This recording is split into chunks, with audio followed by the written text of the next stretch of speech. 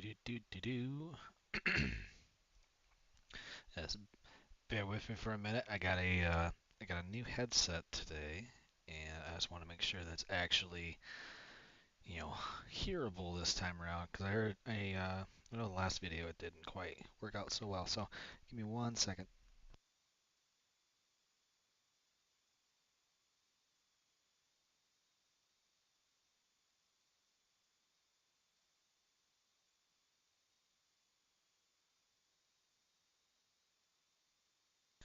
Okay, well it sounds like it's coming through okay. Hey, so today I'm gonna kind of go over some of the more basic to advanced things about Baldur's Gate that might be helpful to a lot of new players out there in regards to like the UI and combat or just navigating around the screen in general.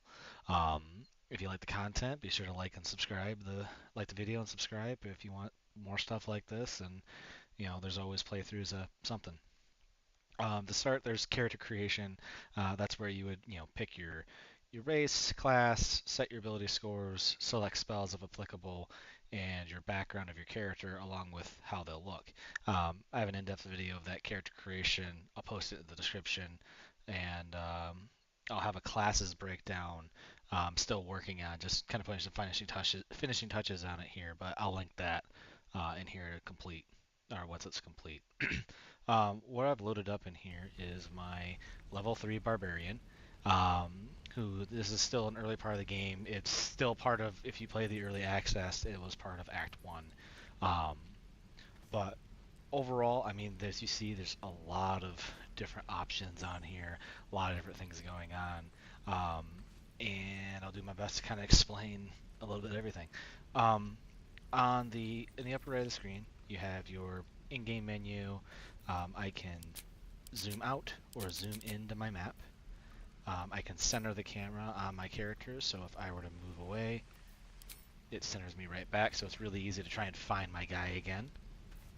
I can ping things on the map, so if I'm playing with friends, I can be like, hey, I found a really cool item here, and I can point to that for them.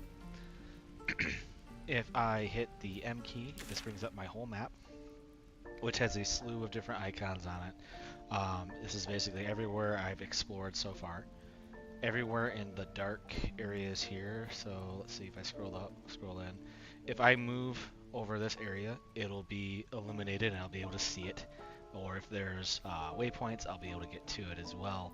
And then on the right hand side are all the waypoints that I've unlocked so far. So I could quickly be like, I want to go here, and click it, and then there I am. I am now halfway across the map, back to where I was. Um, Also from this screen, I'll get into, you have your quests. I won't click the quest option just so I don't want to give too much of the game itself away, but at the quest option is where you would see quests you are currently doing, quests you completed, and just overall statuses of things. Inspiration. Some characters give you inspiration, so um, Asteron here, he gives inspiration to characters, so that's where this is kind of coming in from. There's a dialogue history of basically all the dialogue I've had with characters, NPCs, you name it, is here. I can sort by date, I can sort by individual regions. So if I want to say, like, okay, way back when I first talked to Liazel, this is one of the first things she said to me.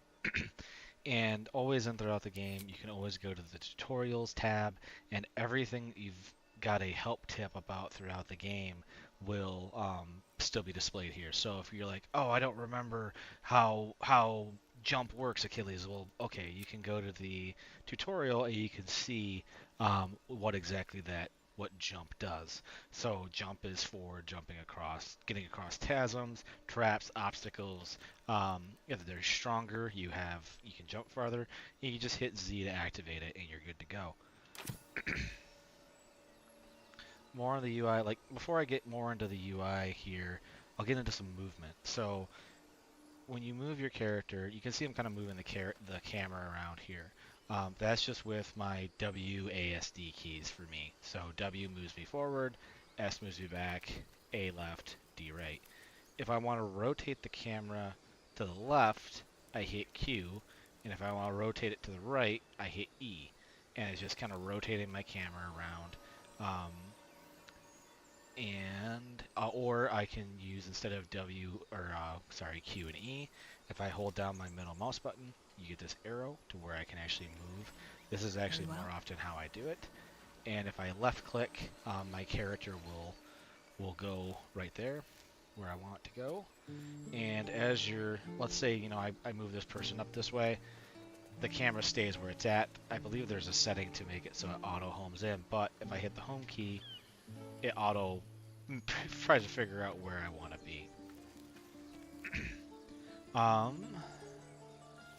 There's nothing here, is there? If you hold left control, you can auto run up to somebody and try to swing at them, like I just tried to do. We're trying to find a spot where there's items. There we go.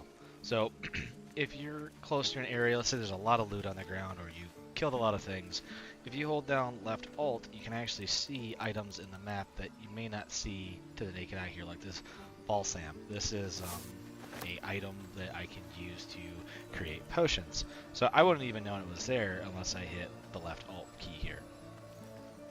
On the left hand side of the screen, this is really your party management. So party view, I'll get into that a little bit more in a minute, is just a overall view of your party, of all the items, their stats, and things of that nature.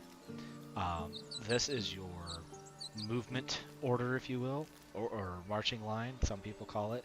And this is just how your characters are kind of marching throughout the world right now. So the first one is usually yourself, followed by a couple other people. I can click on each individual person, and then now I'm controlling them. Or if you hit F1, it'll take you to the first person, F2 to the second, 3, and so on. Group mode, if I have this on and I move, they all follow me.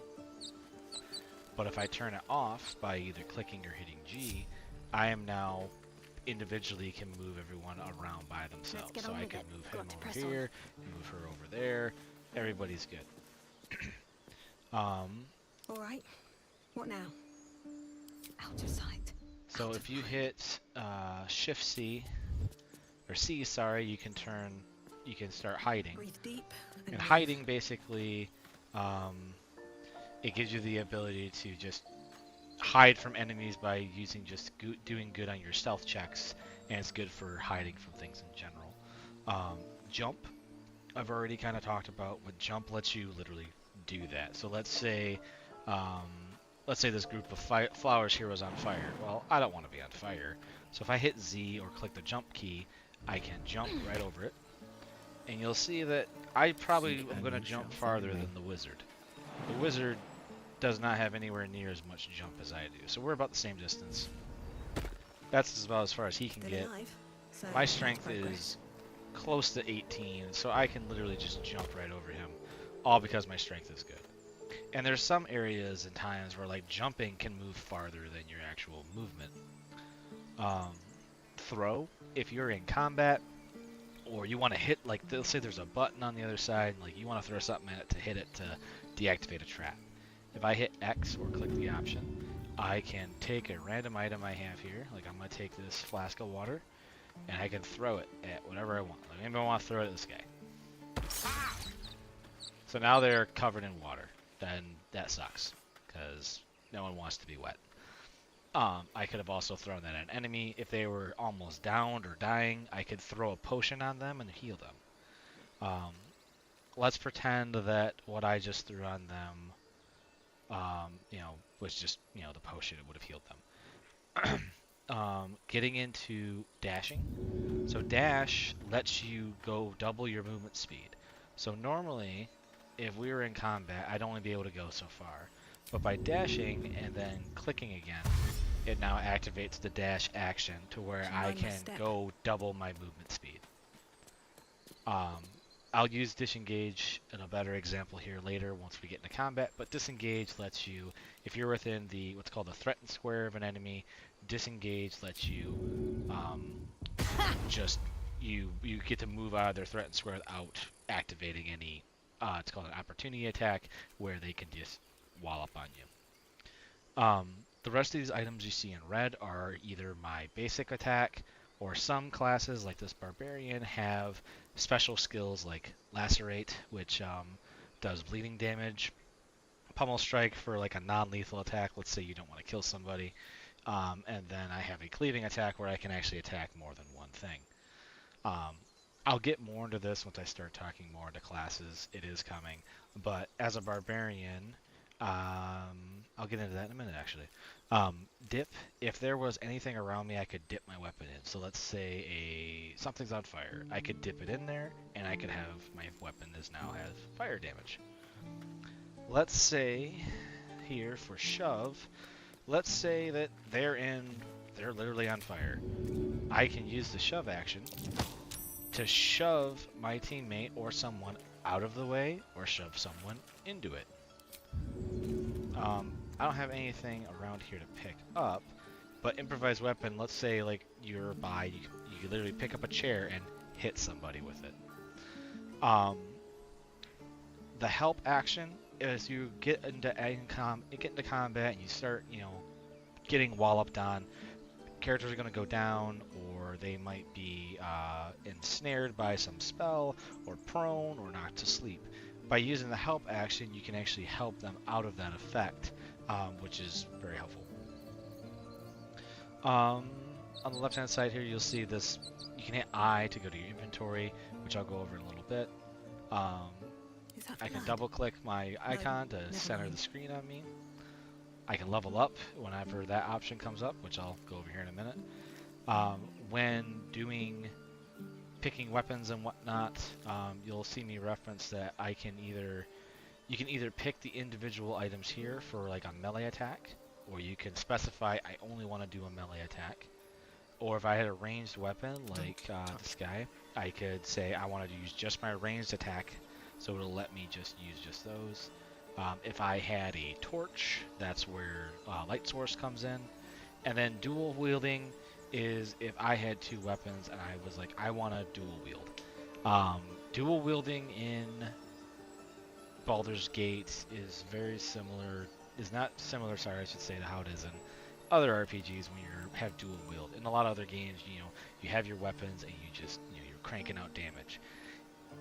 In this, it's more of you are proficient in one hand. Let's say your dominant hand. Let's say you're right-handed. So you're dominant in that right hand. That will add your proficiency bonus to it, which I've covered in the past. But what proficiency is just it's extra numbers that get added because you're good at using a certain item. Whereas your offhand, or your left, in my left hand in this case, is not my dominant hand.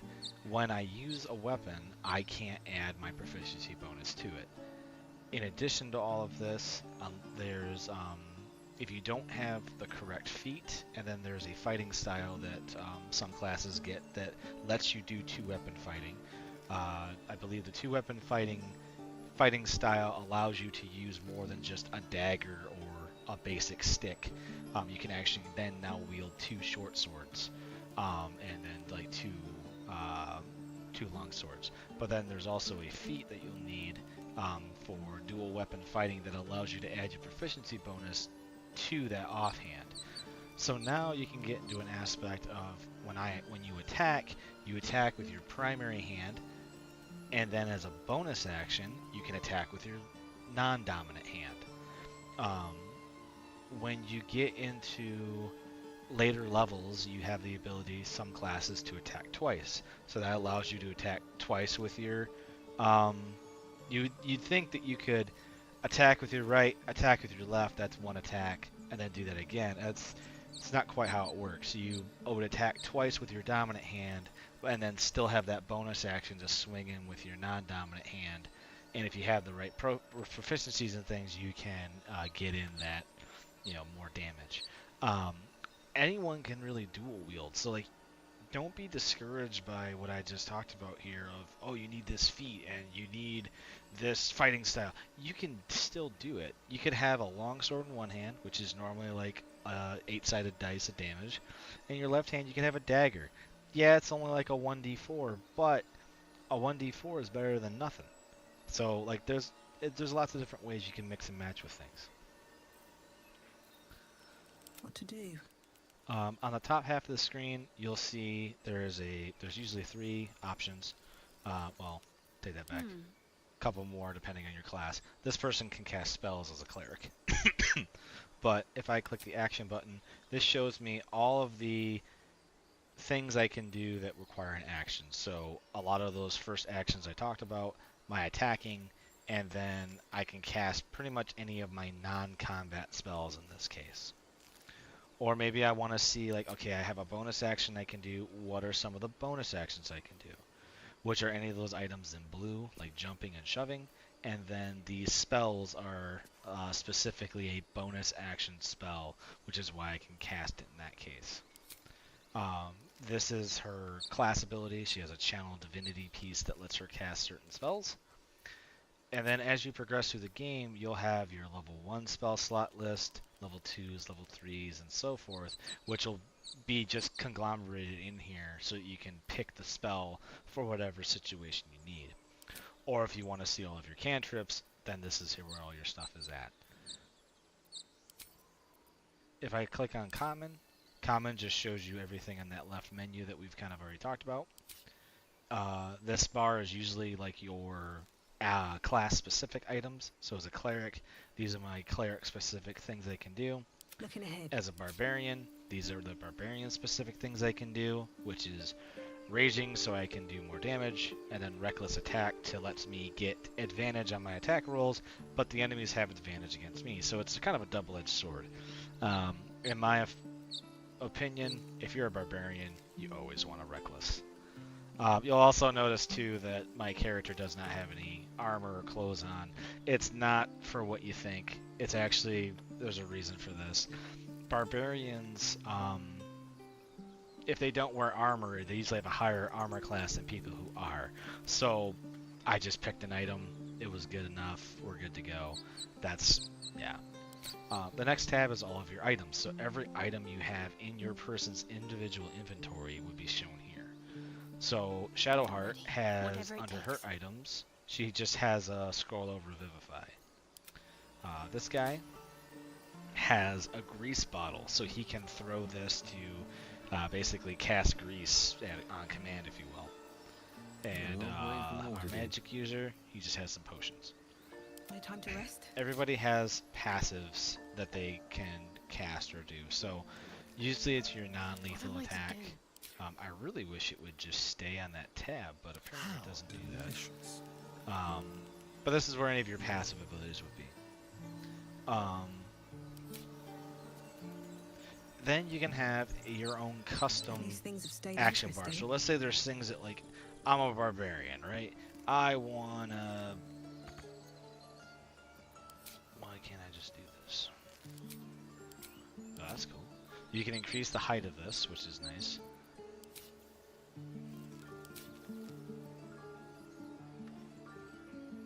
So if I have my character sheet up, I could drag things up here. So if I go in here and I go to my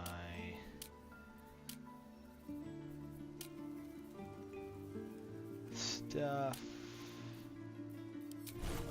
it's really class actions, but I want to add, here's my rage, here's my reckless attack, I always want to do this, and here's my cleave, so I can do whatever I want, and then reactions are just things I'll talk about here in a minute.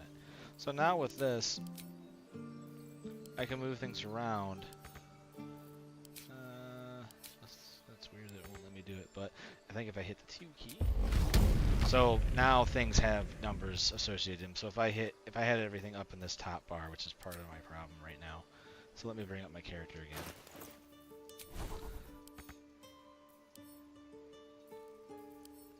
I'll put rage there, and it won't. That's really dumb that it won't let me do that. But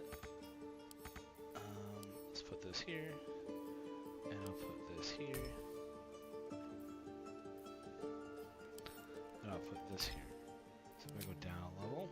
Close this. Down a level. Okay, that's as high as it can go. But everything on this bar. So now if, like, I want a reckless attack, boom, it's right there. I want to do this, boom. Or if I hit my inventory and I really want to have, potions close by, I now can, if I needed a potion, I could just boom, potion. So that's kind of nice to being able to customize your action bar the best to your ability. Cover movement and the map. Next is really inventory. So if I hit I, it pulls up my character's inventory. On the left-hand side of the screen, there's a couple tabs. The first is just an overall summary of your character. Next is your skills, and then more of a detailed view of your character. I can preview my character to see how cool they are with their sword that's twice their size. If you're wondering where I got that sword, I'll have a video up on it later, but it's located in the prologue. When you're coming through, there's a spot right before the end where you have to hit this transponder and you see a mind flayer fighting something, finding a demon thing. You can actually, if you have your full team, which would be I think there's 2 players you can get, and then there's some other character you can have with you. If the 4 of you, along with the Mind Flayer, bum rush this thing, you can kill him, and you'll get this Everburn Blade, which not only killing that thing and a couple other things in the room will get you to level 2 by the time you get to this portion of the game. You have this amazing uncommon weapon for your fighters and anyone that can use two-handed claymores and things or not claymores, but great swords. And at level 2, you have a weapon that can do basically 5 to 15 damage before adding potential fire. That's crazy. Especially in the hands of this barbarian when I can do the reckless attack, which gives me advantage on everything. I'm unstoppable. Like nothing really can phase me. It lists all of your attributes that you have so far. The star again is like your primary attribute, so when you're leveling up, you'll know what to kind of try and put into. Any resistances you have, and then notable features about your character. Next is all of your skills, and in this view, they're nice enough to break it out by what the parent attribute is. So strength really affects your athletics, and athletics is just that. How fast can you run, how far can you jump. Acrobatics is more on your balance. Sleight of hand and stealth, a higher dexterity just means that you're going to be better at stealing and stealthing around. Intelligence, anything for your book smart stuff. So Arcana is your ability to recognize magic. History is just that, how good at you remembering history of items. Investigating, looking for clues to kind of solve puzzles and look for traps. Nature, just random plants and animals that you come across, knowing that, yep, that's a boar, or yep, that's a no goose. Religion, just recollection of all the religious items throughout the game and things. Animal handling falls under with wisdom, which is your ability to handle items or handle animals. There'll be animals you'll come across that you can calm with a check if your animal handling's high enough. Insight, just your ability to read people. Not everybody's your friend in this game, so this will be helpful to figure out who's on your side or not. Medicine is good for just that, being kind of the medic of the team. Perception is your perception of your overall surroundings. Survival is just how well are you at tracking something. Deception, lying to people, manipulating the truth sounds better. Intimidation is just how scary are you to other people to try and get your point across. Performance is how well are you at acting. And persuasion is just how well are you at trying to sell somebody something. The detail view is an overall view of your character in general. And what's really nice with this game is that if there's something that you want to know more about, if you just hover over it, or if you hit the T to inspect, it'll actually focus on this so you can have that popped up in the corner so you can read it without losing your focus on it. And then to get back into the game, just left click outside of it. So this is telling me what my hit points are, my armor class, my class, my race, my background, some attributes to know. So like I can only move up to 8 meters. So when I dash, I can go 16. Initiative is used within combat to tell where in order are you going in like the turn order. How far my dark vision is, my size and weight, how much I can carry. These are beneficial things to know. Proficiency bonuses. These are nice to know as well if you run across, let's say I had some really cool medium armor and I wanted to give it to this guy. Well, he's only good at light armor.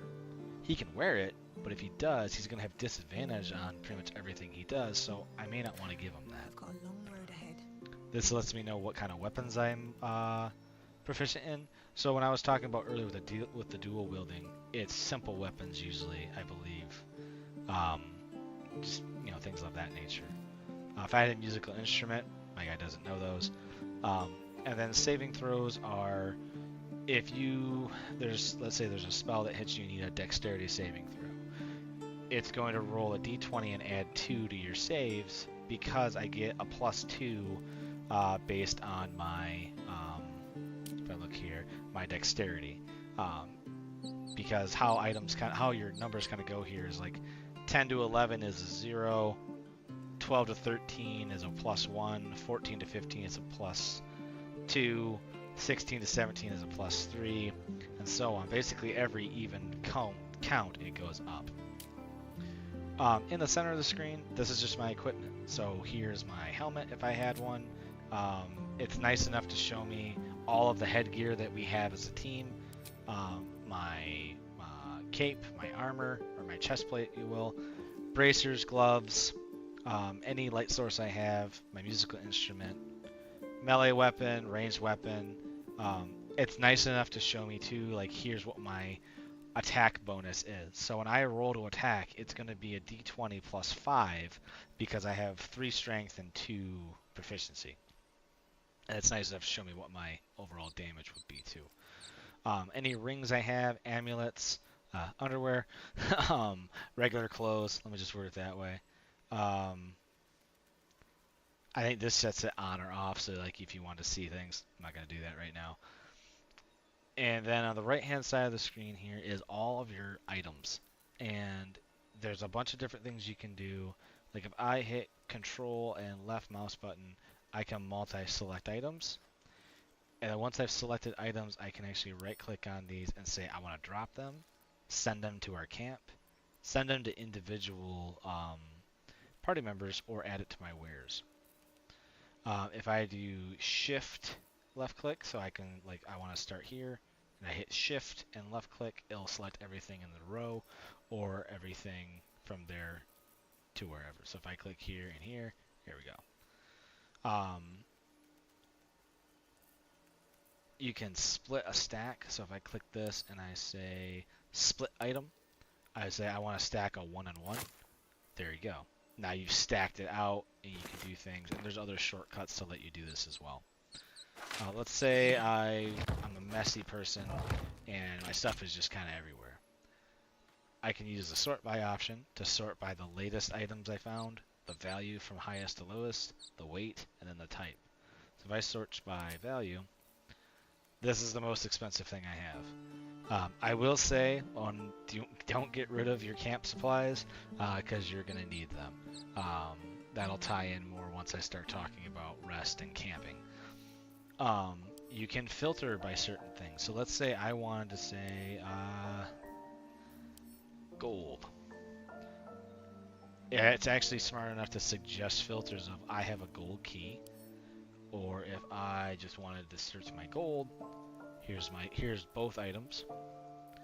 Or maybe I wanted certain items. So if I click the filter again and say I want to look at all my potions, boom, it's going to filter, here's all my potions. Or I wanted to see, I know I had camp supplies. What all do I have that contributes as a camp supply? So it's really nice to see that kind of thing. This is your number of camp supplies that you currently have. You need 40 to do there's a short rest and a long rest. So short rest, you get 2 per day, or 2 per long rest. And a short rest heals you about 50% of your health each time you do it.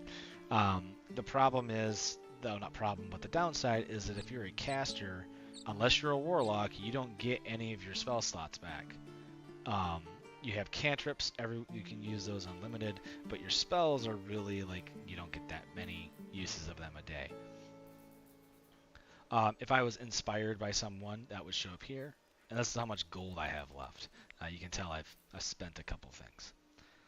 Down here at the bottom, this is my weight capacity, how much I can carry. So because I'm so strong of a character, I can carry up to 210 pounds. But the closer I get, I start getting encumbered, which means I have disadvantages on things. I run slower, and when you're heavily encumbered, you can't really move anywhere. So the wizard, who doesn't have that high of a strength, I believe his is an 8, he can not carry as much as my stouty barbarian person here.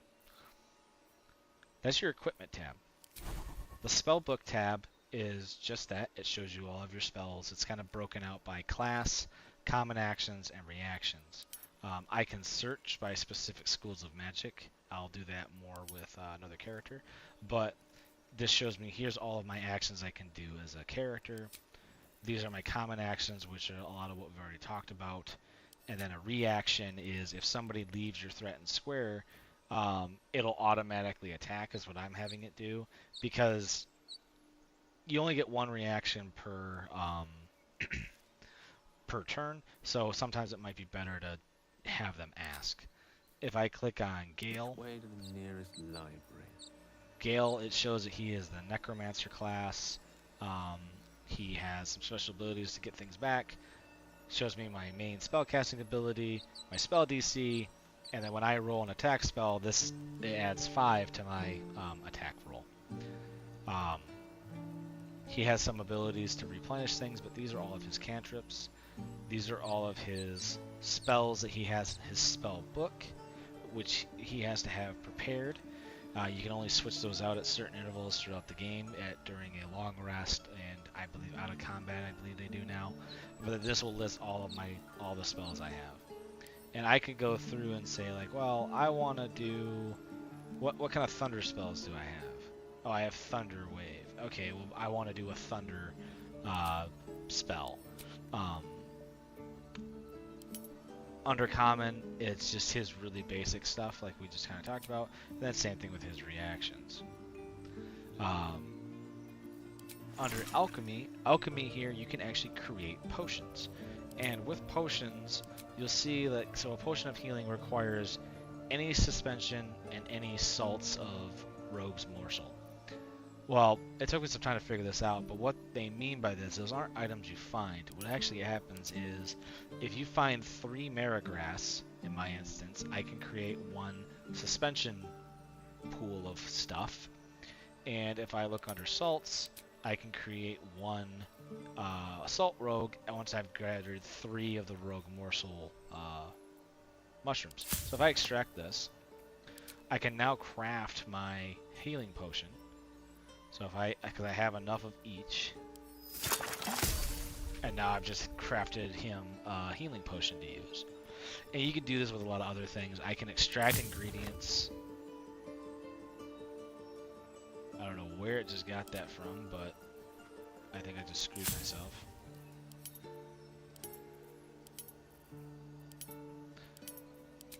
So I can make this Elixir of Focus, which lets me maintain focus after I've been hit. So I'll just craft that. It's a good thing for him to have. That's your individual inventory of portions. Wish to live in more interesting times. Also on this bar, as you saw me increase the number of rows I had, or decrease the rows, I can unlock it. I can unlock the bar and most likely move it around. I just keep it locked. This lets me enter turn-based mode in and out, and then this lets me go to my camp. This portion here will, it's just kind of the activity of what's been happening. So I disengaged and I did this and that whatnot, but I can actually look at these and hover over and be like, what was disengage again? And it's nice enough to show me. And I can also see a combat log here, that's what this is, sorry, that I can show and hide. If I hit tab, I see a group version of what we just kind of went over here. So I can sort by like hey, show all the potions that everyone has. Or, hey, who has an arrow? Right, no one has arrows. I can go into the spell book and I can see a breakdown of all that I just showed about. So you can kind of compare and see what people have. And then in turn, you can also see their character sheet, which shows all that information on the left-hand side that I was talking about earlier when I started talking about skills and whatnot.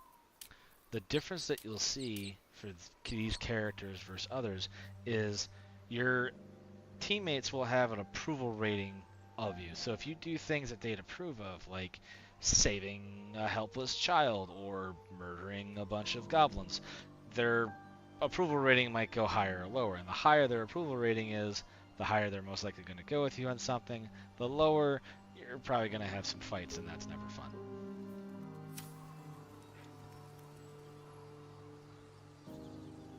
So I talked earlier about a short rest versus a long rest versus, going to camp. I highly recommend going to camp occasionally just to talk with your party members, and you can get like different quests. You get to know them better in regards to things and form relationships with them. But if I take a short rest, I can do this twice a day, and it restores up to half of my HP. So we're gonna see here that when I do this, everyone's gonna go up a good amount. So here we're good. It's like a group heal, if you will. If let's say I was done for the day, I was like, all right, like I've fought a lot of stuff. My magic users are tapped out. I want to take a long rest.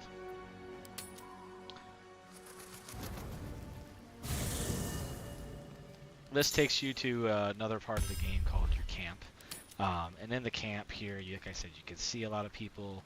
You can take time to create your potions and items. You can talk to everybody. Like you can only have up to 3 people in your party. So if I want to swap out and get Liazel back, I could. I would just have to talk to her. I'm not going to talk to them too much because I don't want to give too many things away. I can walk up to this dummy and be like, well, I want to attack it. So I can see, maybe not. I thought that's what it was for. It was to see how much damage I can do with something, but apparently not.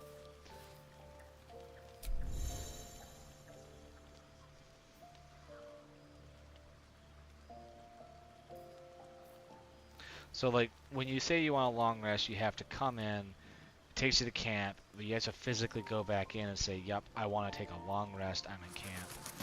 I'm going to go to bed anyway. I'm not even going to end up like keeping this anyway. When you're going through, in order to rest fully, you need 40 camp supplies. And you can do this by either using a supply pack, which is what I'm probably going to do right now. Not all of them. There. Otherwise, if you overdo it, it's just wasteful. If I were to use both of those at that time, I would have screwed myself and lost a whole piece. But I can also pick and match in order to get up to 40. So by doing this, I'm gonna fully rest. Looks like it's gonna open a cutscene. I'm gonna skip that. Sorry, I'm trying not to spoil too much on it, but now that it's reset me, you can see all of our health is back up. And if I look at Gale, he has his spell slots back. So by long resting, we actually, got pretty lucky with that. And like I said, at camp is just where a lot of things just kind of go down. Leveling up. No one stopped me yet. So level up, when you get enough experience, which I forgot to mention this, but on the bar I was at earlier, there's a bar above your name that shows you your health, your XP that you have gained so far. So I'm becoming a level 3 barbarian. At this case, this is what I'm trying to do. I'm trying to get a lot of characters up to the level so I can go over the class breakdown a little bit more detailed of what these subclasses are. But when you level up, the game in the back end rolls your hit dice, and based on your class, you get certain hit die. In my case, I think it's a D12, and then it adds my Constitution modifier. So it rolled a D12 and added 2. I don't have the ability to roll that myself. It's just automatically done.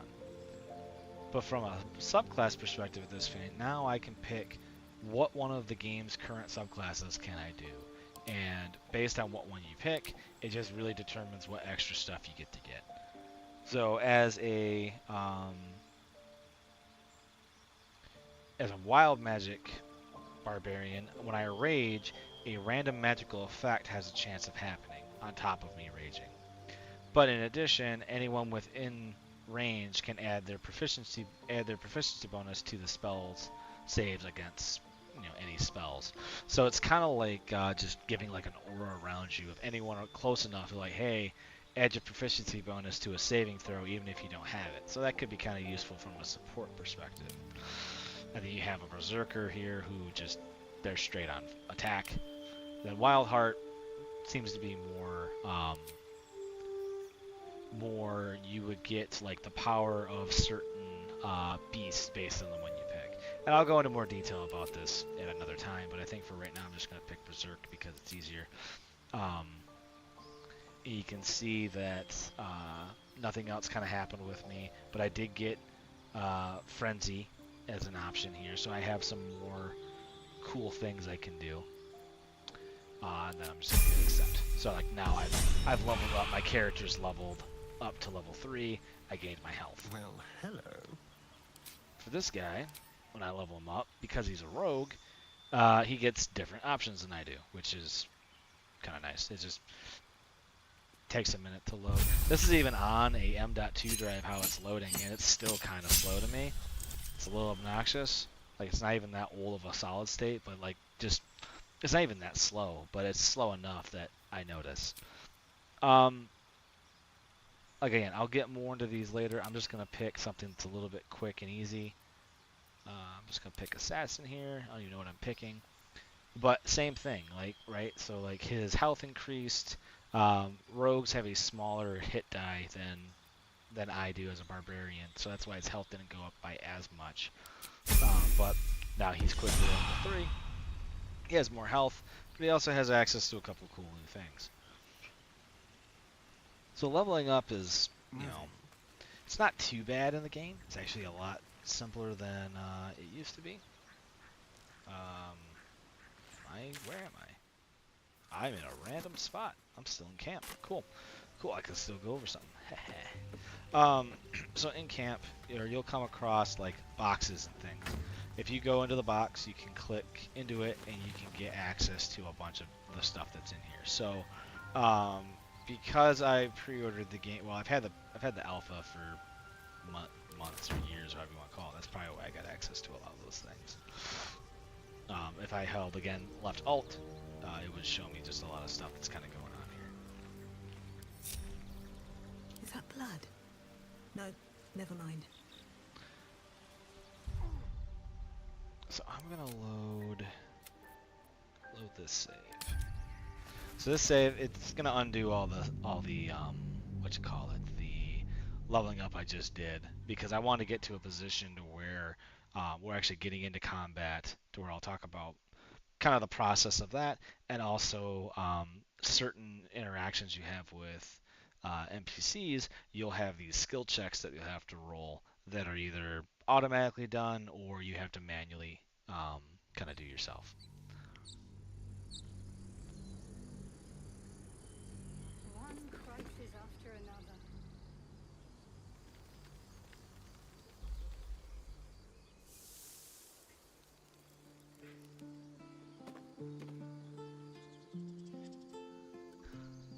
Because I'm this far out and have been Need to walloped find a way on forward. already, I'm gonna short rest Time to get just going. so I don't insta-die here in a minute.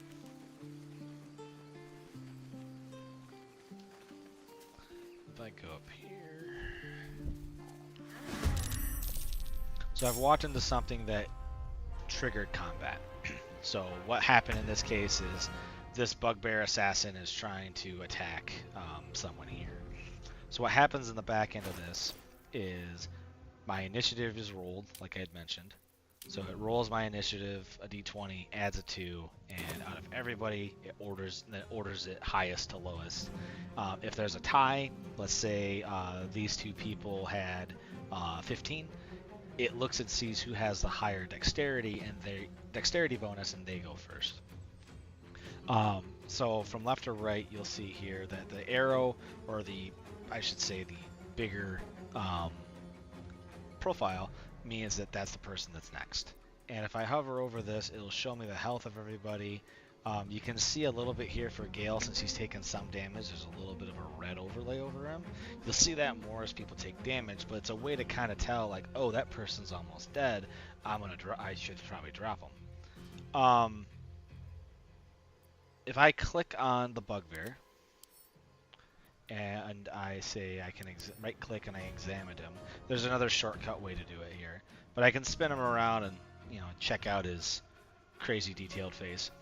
But when you get into some of these battles, you're able to kind of see then, okay, he has 27 HP, he has an armor class of 14, he's surprised, which means he can't take actions right now, but he does an extra D8 of damage with his melee weapon. I'm kind of squishy still at the moment, I might want to stay back. Or he has this tenacity ability. If he had any resistances, let's say he was resistant to fire, I would know that, okay, if I hit him with fire, it's going to do half damage. Maybe I don't use fire against this guy. You can see more of a detailed overview of them as well. I personally like just looking at this initial thing. It's a nice, quick, and dirty way of seeing certain things about enemies. It's kind of metagaming if you really want to be that person, but it is a nice ability to have, I feel, when you're starting out and playing this game and kind of learning the mechanics of, well, I cast Fireball on that guy. How come it did like 2 damage? Well, it's because he's resistant to it, so you actually did, you know, it didn't help as much. So that's just something I wanted to kind of go over. As it's my turn, you can see as I move my cursor around, there's a, you know, that number there at the top that's telling me how much movement speed I have, or how much far I can move. If you reach too far, it'll tell you you can't move far enough. So let's say I want to get right up on this guy. I would have to then dash, which doubles my movement speed, so that I could get closer. I'm not going to do that. I'm just going to kind of get over in this general vicinity. And once I'm done with my turn, if I had something to throw at him, which I may, I'm not going to do. If I hit spacebar, that ends my turn. He's next. He can't do anything in this turn because, well, he sucks. This will do nicely. I'm going to move this guy a little bit closer, and I could either click over him and the game will automatically decide, oh, you're at range, I'm going to do a ranged attack. I'm going to do a ranged attack anyway. But this is telling me that I have a 60% chance of hitting him. Well, let's see what my Firebolt does. I have a 50% chance of hitting him. Well, this is going to do 1 to 10, and this is going to do 4 to 9. I'll probably want to shoot him instead. If I had any extra movement speed, I could use it at this point to kind of back out a little bit, but I'm not going to. I'm going to, for sake of fun, dash Shadowheart up here next to this guy. And because I dash, that's an action. I can't attack him, unfortunately. How combat rules, and I meant to talk about this earlier, but you have your initiative, but the order of everything is you get an ability to move, then you get an action to either attack, dash, hide, run away, you know, disengage, those kind of things. Cast a cantrip, cast a spell, use the rest of your movement speed. Your reaction comes into play for, like, let's say they ran past me, I can use my reaction to attack them. And then you have your bonus actions as well. So, like, I could walk up to this, you know, let's say I want to get over here. Swiftly now. And I'm going to cast Firebolt on this guy. And I don't like the fact that I'm within eye range of him, so I'm going to run over as far over this way as I can. And I know I still have a bonus action left, so what can I do? I can dip my weapon in something, which there's nothing here. I could shove somebody, or I could drink a potion. Well, I'm not going to do any of that. I'm going to instead just end my turn. And it looks like she's gonna run, which I don't plan on. So now it's my turn again. As a barbarian, like I preached earlier, I'm going to use my bonus action here. It would be in a way to, or my attack action, sorry, to reckless attack because I know I can get close enough. But before I do, I'm going to rage. Which, I mean, if you're a barbarian, you want extra damage. Why wouldn't you want extra damage? That's my bonus action, so I can't do anything else that way. But now I can run up to this guy, and I have a 84 chance of hitting him with advantage. You picked the wrong So I want to run up to this guy and whack. He's just effed. Takes a nice swing at me. Looks like some poison stuff happened.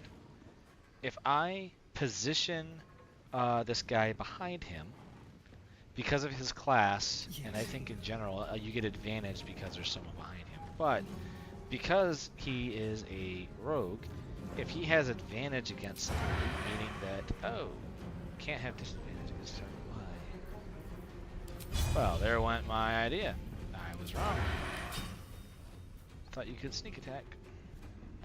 How does he not have advantage? What's obnoxious? Talk to me. Ah, no, go back. Time for a cup. We're gonna go here, and I'm gonna give him advantage. Which I thought was one of her abilities. I'm looking really dumb right now. Oh, that sucks. Alright, cool, we're just gonna smash him. And then he's gonna use his action to do nothing. Because apparently he sucks. That sucks. Oh, here we go. Range attacks at close range you have disadvantage on, so I'm just gonna pull out my sword and stab him in the ass. And now we can loot his body, and I can take all this stuff, or I can click each one individually, or I can hit, I can right click and say I want to read it, or maybe I want to send it to camp. And if I hit spacebar, I'll take everything that's here. Well, that's combat in a nutshell, and apparently I could... Oh, I was going to say I can't level up again. I forgot that we didn't level up earlier. My bad. It's been a long day. I need to rest soon. So I look here again. Oh, everyone can level up. Never mind. But this is the XP bar here that I was talking about. So if I walk up to this lady... Like, in combat, like I said before I talk about this, there's just a lot of different things you can do. This is a tactical-based game.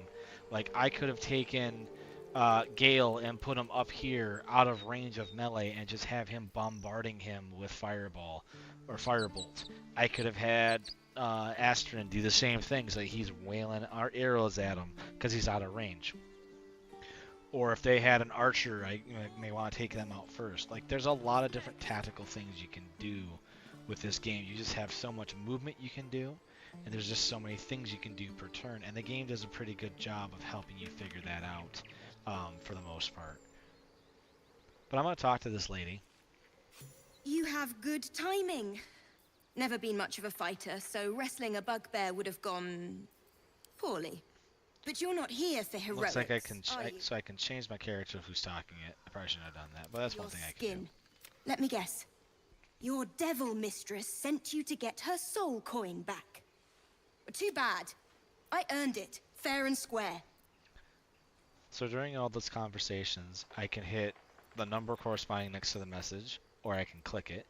If you see this option, that's the skill that it's going to have you use against, along with this. And what's nice, if you hover over it, you can see that I get advantage on this deception check for whatever reason. So I'm going to try that. In some instances, you have characters like I have with Stoneheart, which can cast something called Guidance, which gives me an extra 1d4 on all my ability checks for the next 10 turns. It's only a 5 difficulty class, but I'm going to click it anyway. Once I'm good to go, I click the dice, and I can watch them roll, or I can left click, and it will automatically give me the result if I don't want to sit here and watch the dice roll. So as long as my dice number meets or beats this number, I win. So that means I win the scenario going on here, if That I bloody continue, Irenes! I was successful Devils just in can't deceiving stand them, to lose. and you can see that Shadowheart Here. approved of this. So it's, Now go back you to the know, pit our that approval made you. rating just got better, so that's always good. You almost seem honest. Care to explain why you reek of the hells? Considering what I've seen, you'd be surprised. But if you're not here for the coin, I'd rather enjoy the quiet. There's not much of it anywhere else.